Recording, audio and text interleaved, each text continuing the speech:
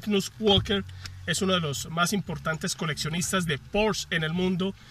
Se dedica básicamente a coleccionar Porsche 911 desde hasta 1973 y está en Colombia acompañando a la expedición Porsche Cayenne, y lo tenemos hoy en Hablando de Autos, y también nos acompaña nuestro compañero Sergio de la revista Maxim. Vamos a hacer una entrevista conjunta para hablar con Magnus sobre toda esta experiencia Porsche, y quisiera hacerle the first question is, ¿por qué lo enamoró Porsche? Why do I love Porsche? Yeah.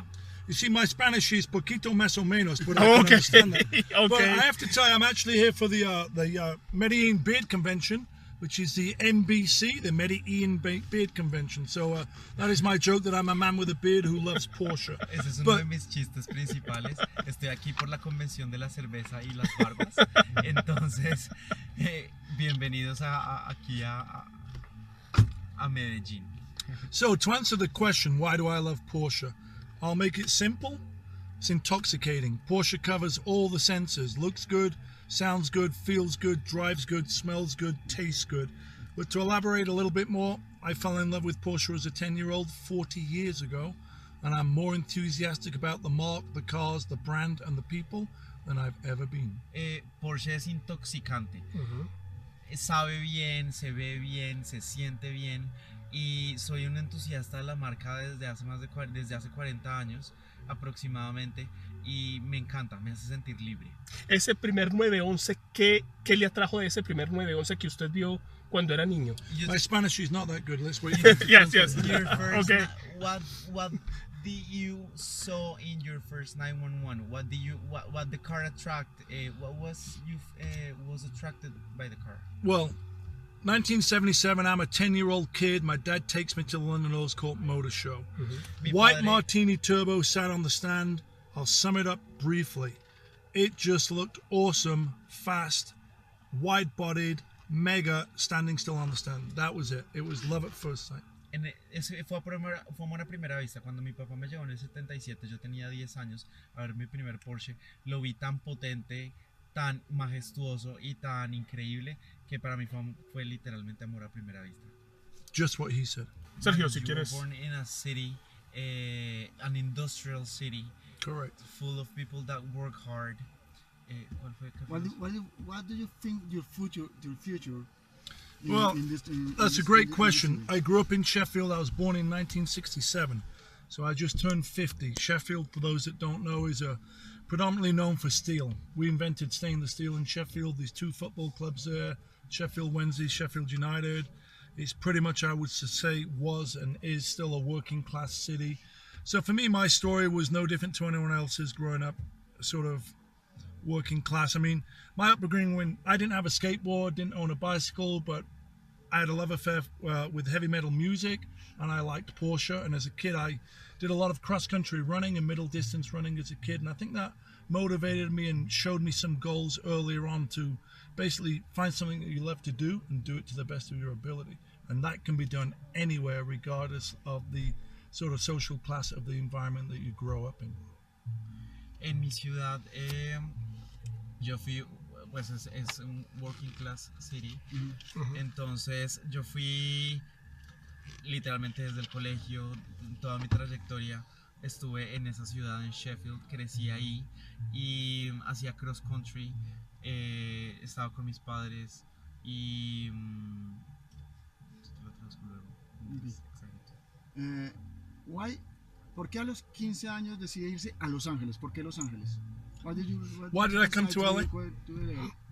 I moved to LA 30 years ago, well, 31 years ago, in 1986 when I was 19. And the short answer to that story is sex, drugs, rock and roll. That's the short answer. So he can translate that and then I'll tell you the long answer. Entonces, si les estás entendiendo. Bueno, cuando decidí moverme a Los Ángeles, todo era a partir de mi libertad. Sexo, drogas, rock and roll. Quería vivir la vida, quería salir de mi zona de confort de Sheffield como tal.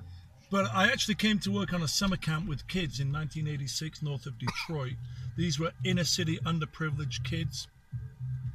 And I was a camp counselor, soccer coach and stuff like that. So I came to America at an early age and just fell in love with America. That was sort of the beginning of my lifelong journey. Me enamoré de América. Yo llegué a Detroit a ser parte de un campo de verano. Allí era como un coach de fútbol y vivía en un sector donde vivía gente no muy favorecida. For me, the greatest thing, I've spent the past 3/5 of my life in LA, so I'm what I call an Angelino. I'm growing up as a kid in England. Like I said, I didn't have a job, didn't have a bank account, didn't own a car, lived with my mum and dad. All my adult responsibility had been done in LA. And LA to me is, I think, one of the greatest places because you can do whatever you want to do there. The accessibility to various things is unmatched or unequaled, I believe. And so for me, LA is what I call home, and it's an environment that I love to be in. It's got great driving roads from ocean, desert to mountain, and just really wonderful people also. So I really like LA, but I'm all about travel. It's like the next chapter of my life, new people, new experiences, and I find this common bond is global. There's passionate people all over the world. I think Colombia, Bogota, it's my first time here. I'll be going to Medellin tomorrow, and I've just seen so many genuinely friendly people that it's inspiring. En Los Ángeles encontré la libertad también que yo quería. Allá podría hacer lo que yo quisiera sin depender de mis padres y depender de alguien más. Es una ciudad donde hay mucha diversidad cultural, donde hay mucha gente, donde hay muchos niños, adultos, ancianos que hacen lo que ellos quieren. Y ahorita me encuentro aquí en Bogotá, en Medellín, en esta expedición Cayenne. Usted es hoy, por decirlo de alguna manera, la antítesis de una persona exitosa, sobre todo en el tema de apariencia. ¿Eso fue premeditado o se vino dando con el tiempo? You are the antithesis of a Porsche collectionist. What do you have to say about that? What does it mean to be an antithesis of a conventional Porsche collector? Well, I'm just an enthusiast. I mean, this is my first trip to Colombia, and I've met like-minded, fellow, passionate car culture people here. To me, I always say it's all about the people. If it wasn't for the people, the car is just an appliance. It's an object that never moves. So the people bring life to the car, and I think my relatability is, doesn't matter if you speak English, German, or Spanish, we all speak the language of Porsche, and there is no stereotypical Porsche owner I've discovered.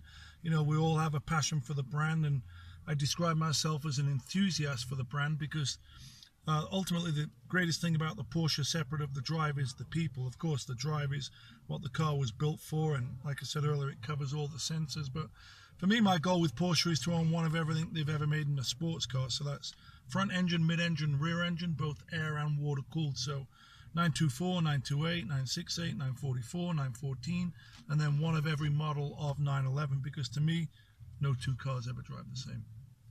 El carro en realidad es un objeto. El que hace al carro son las personas, son los que traen la vida al carro. No hay estereotipos, solamente está la pasión por la marca y la cultura por la marca. Y yo sencillamente me escribo como un entusiasta, más allá del estereotipo del que me tachan de la antítesis del coleccionista de Porsche. Y por eso tengo mi colección. How many Porsche do you have? A few. Currently 25.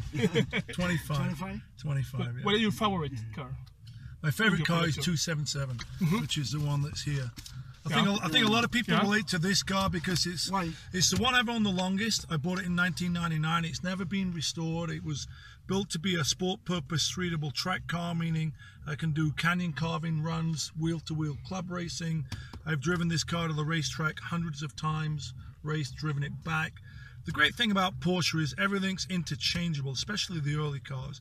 And the relatable thing to 277 is it's authentic. It's, like I say, it was never been restored. It's been modified over time for the purpose of enjoyment and going fast. So I think the relatability goes beyond purely Porsche. For me, is the people that follow my story and what I do is everyone has a dream car that they've built, whether it's a VW Beetle in your backyard or a Subaru or a drift car. You know, the sum of the parts of 277, it's a 71 911T. It's nothing special, nothing fancy, but it's my dream car, and everyone has that one car. So it's not like the car, you know, race Targa Floria or Le Mans or anything like that, but I did a lot of wheel-to-wheel track days in that car, and it's got a lot of scars and chips and dings and stuff like that, and it's like my favorite pair of old shoes. You know, there's just something really comfortable about that car.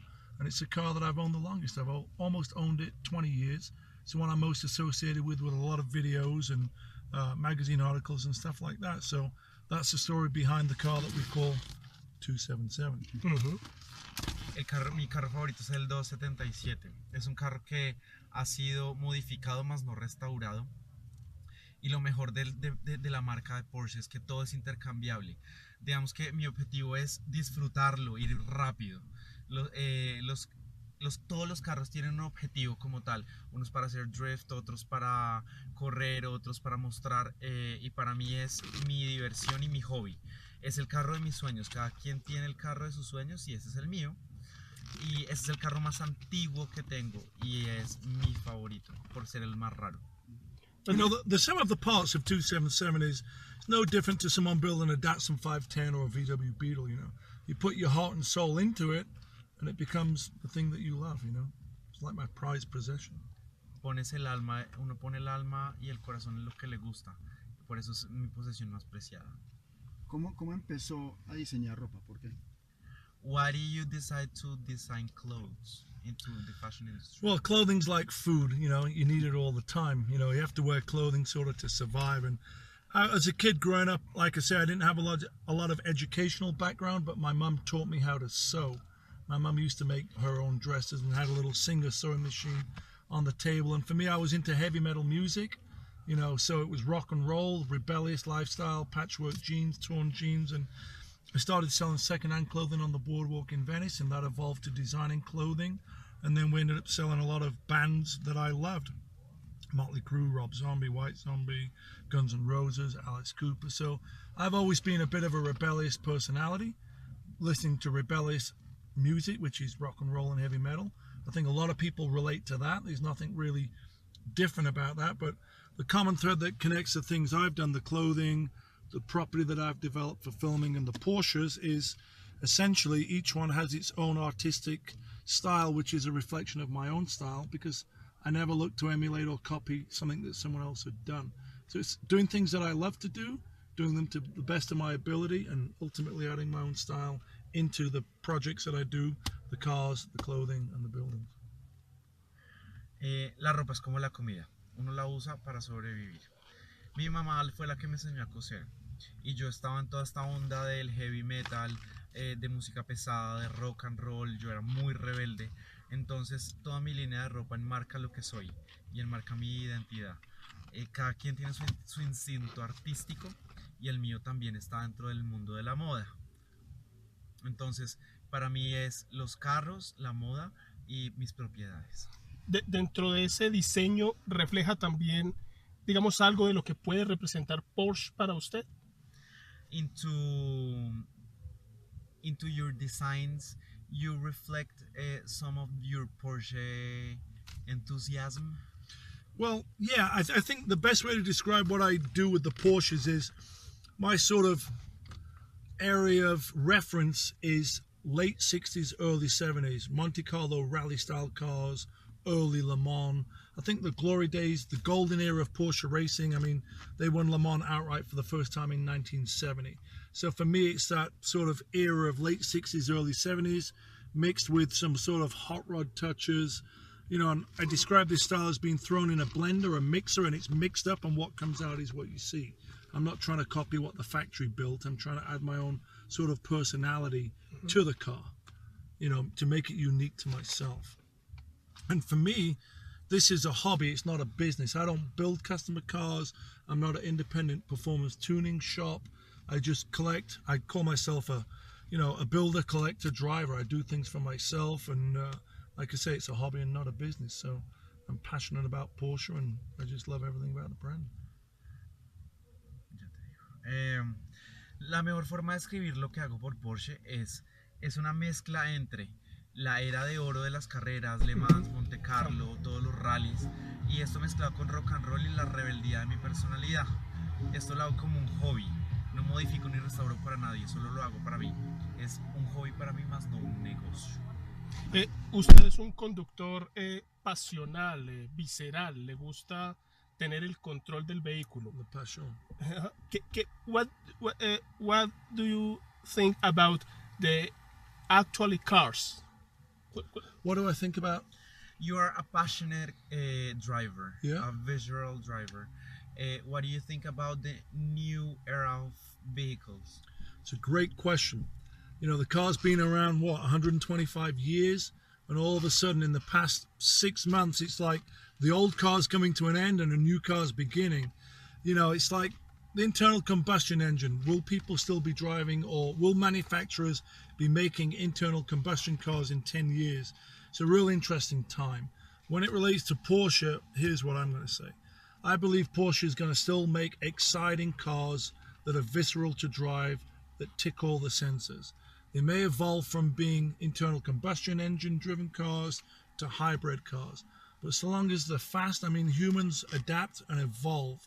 So the cars will be exciting to drive, but I'm still keeping all my old vintage cars. Los carros, el mundo de los carros tiene mucha trayectoria. La gente tiene donde escoger, puede escoger de dónde manejar lo que quieran manejar. Para Porsche la idea es que los carros, se trata de que los carros sean mucho más emocionantes y mucho más desafiantes de manejar. Entonces ahí es donde está el reto. ¿Conduciría algún carro eléctrico? Would you ever drive an electric or hybrid car? I will drive anything. Doesn't mean I own it. I will drive anything though. To me, life's about variety, right? You don't want to eat empanadas every day. You want to eat something a little bit different. So to me, like I say, if the car's exciting to drive, and electric cars are actually fast, but it's a different sense, you know. They're not quite as engaged. What I love about the vintage cars that I own from the 60s and 70s, for me, in a way, it's like if I want to step back in time 50 years, we can't time travel backwards, but I can go get in my 1966 911 and be as close as possible to what it would be to driving 50 years ago. So I think there's a time and a place for everything. You know, I'll drive anything, but you know, I'm a vintage car guy at heart, and I think that hopefully answers the question there. Yo conduciría todo, realmente no importa. Cada carro tiene su encanto, su lugar y su tiempo dentro de cada persona. Entonces no importa si es eléctrico o no. Bueno, hoy hicimos un recorrido que fue con mucho tráfico al principio, con vías a veces difíciles. ¿Qué es lo que usted más disfruta de conducir? Today we made a very tough route. No, What the route was the fun. most? What was the most? Go on. Well, no. What was the most exciting or thing that you like the most? It's a great question. Today you drove with me part of the way from Bogota to Medellin in this base model Cayenne with 4 people, 2 journalists, 2 drivers, 2 wheels and tires in the back, a full tank of gas, a full car full of luggage, and a vehicle that weighed 5,000 pounds. And we drove with GT2s and GT3s. And I swear to God, those owners of the GT2s and GT3s were no faster than we were going and didn't have any more fun than we had. To sum it up, that drive for me, I drove 397.6 kilometers from Bogota almost to Medellin. And it was perhaps one of the more memorable drives I've done all year long. Because that road is spectacular in the sense of you have to fight for every inch of the road. You can't give an inch, you have to fight for every inch. You have to do some bonsai ballsy moves. And that, to me, is what driving is all about. It's not so much about having to drive 1,000,000 miles. It's driving 400 spectacular kilometers where parts of it were pretty sketchy, but the whole thing was exciting. You were with me, right? Mm-hmm. You saw some of what went on there. You know, the scenery was great. You never know what's around the corner, whether it's a dog or horse, a guy on a bicycle, a broken down car, a big rig, you know, police, army. So to me, that's what driving's about. It's not so much about, it's quality over quantity. So today's drive, you can tell I'm pumped up just reliving the memory. I mean, this was my last day in Colombia. The past 4 days have been literally 15-hour days of me talking about Porsche on 4 hours of sleep. Today was less talk, more driving. So hopefully he can translate my emotions, because today was captivated by 5 things. Like I say, the brain, 2 hands, 2 feet, trying to get this car over that hill. And you were there. We had some spectacular moments. So to me, it was great, intoxicating, exciting, and everything what a drive should be about. It's not about the destination, it's about the journey. And today's journey was really memorable. Hoy manejamos juntos y fue un largo trayecto con muchos carros. Es uno de los trayectos más memorables que he tenido porque tú tienes que luchar por cada centímetro de la carretera. Y eso es de lo que se trata. Se trata de la emoción y del desafío. Con policía, con gente, el ambiente. Hoy fue hablar menos y manejar más. Fue poner todos mis sentidos al volante. Fue intoxicarme con la manejada. ¿Usted se considera una personalidad? Do you consider yourself as a personality? No. I say I'm a man with a beard. And I think I'm relatable to people because they share a common bond of, you know, living life to the fullest, making the most out of every moment. And to me, I just go about life. I'm a one-man army. I call myself a lone wolf. You see, I don't travel with anybody. You know, there's no manager, agent. It's me and an iPhone traveling the world, meeting people, enjoying life and soaking up culture. And along the way, driving some great cars on some great roads. That's how I describe myself. Man with a beard. No, definitivamente soy un hombre con barba, así me considero. Me relaciono con la gente compartiendo momentos memorables. Me llamo a mí mismo un lobo solitario, no viajo con nadie. Me gusta compartir de mi soledad y disfrutar de esta. Thank you. That it? Thank you for this interview. Are you sure that's it? Hablando de autos and magazine. Hey, if you need anything, you let me know. I have to ask you, are you recording that and then it's like a Google Translator? No, I was texting it. Oh, I'm like, how did he translate that so quick? Okay, hold on. I've been wanting to drink this. Salud. Salud. Cheers. Thanks to all you guys out in Colombia, in Bogota, and especially Medellin for giving me such a warm welcome. I will definitely be back to drive some roads, shake some hands, drink some beers, experience life, and have a great time. So, pedal to the metal. Feliz Navidad and Feliz Año Nuevo.